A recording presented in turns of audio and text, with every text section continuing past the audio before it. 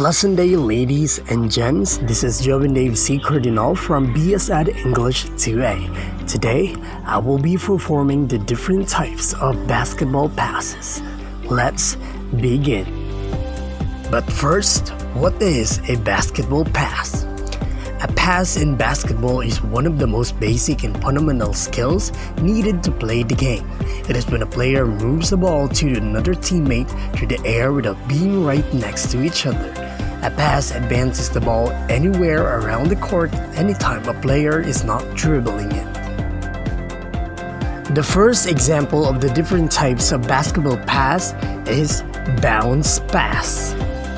So you could use the bounce pass at the end of a fast break when passing to a player in the post or to a player making a backdoor cut.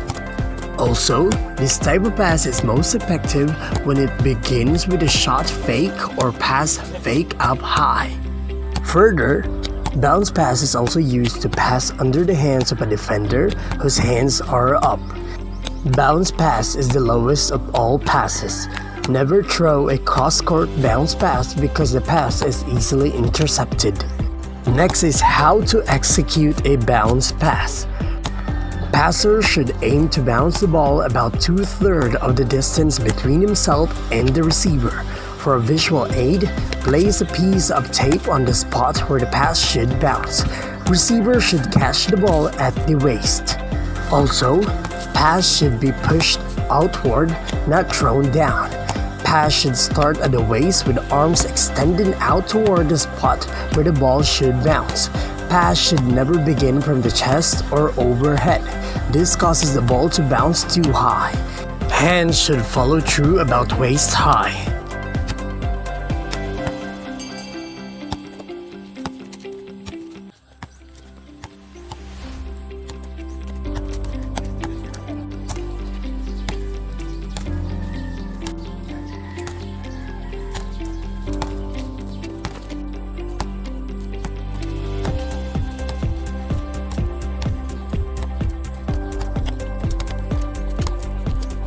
The next type of basketball pass is the chest pass.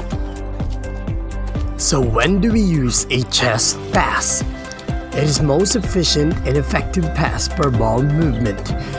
It can also be used when you want to get the ball to a teammate when there's no defender in the passing lane. So how are we going to execute a chest pass?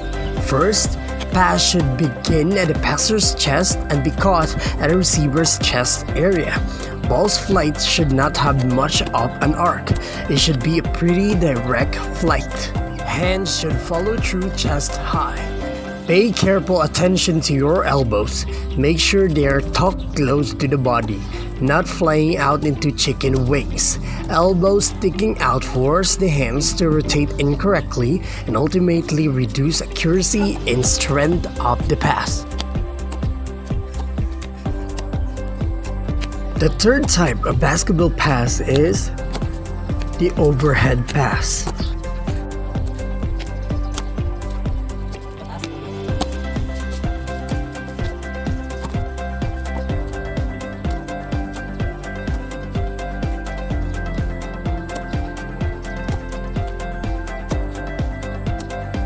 When are we going to use an overhead pass?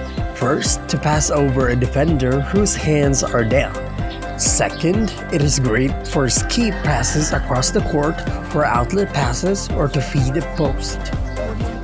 How to execute this type of pass? Passer should begin with the ball just above the forehead with elbows facing the target. Don't bring the ball behind the head. It can be stripped from the back and it takes longer to throw the pass. Grip the ball with the fingers pointed upward and thumbs on the back of the ball pointing inwards. A good rule of thumb is that if the arms were rotated downward, the elbows would graze the ribs. This pass should be aimed toward the partner's forehead. She should receive it at about chin level. Many kids are weak in their upper body and triceps muscles, so they will find this to be a more difficult pass. The hands should follow through forehead high and should look just like a bounce pass or a chest pass, just higher. The fourth type of basketball pass is a one-hand push pass. When to use this type of pass?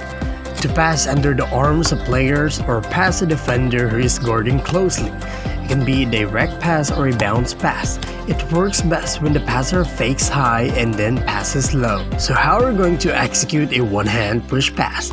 First, just like a regular bounce pass, the passer should aim to bounce the ball about 2/3 the distance between himself and his partner. The partner should receive the ball in the waist area. Our last type of basketball pass is the baseball pass. When to use a baseball pass? It is to make a long pass to a player down the court. It is a difficult pass to control. How to execute this type of pass? The baseball basketball pass is thrown just like throwing a baseball. It is a very difficult pass for kindergarten and early elementary basketball players to execute because they have difficulty controlling the ball with their small hands and generating enough strength to throw it very far with any accuracy.